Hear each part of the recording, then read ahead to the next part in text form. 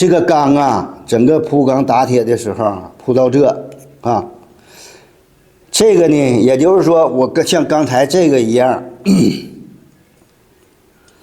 你看我磨到这以后，它强度降低了，就不再用了。如果要是像这个似的，这个是老包刃呐，这个就比较好。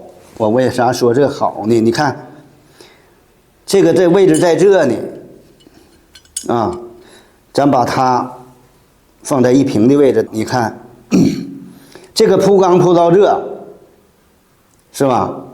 这个铺钢铺到这，看着这看印儿能看出来。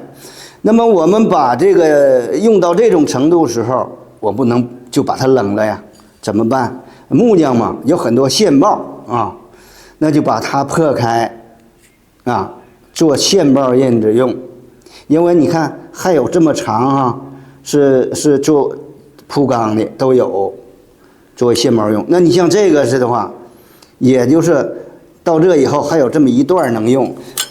为什么要看这个？你看这个，这个也是基本上，你看这不两个印儿吗？实际上到这以后就不能用到这了，只能用到这啊。就是说，前面要磨完了以后，我给它做线报的话，啊，看看我找几个，你看像这个，这个铺钢啊，就铺到这个圆角啊下部，也就是说。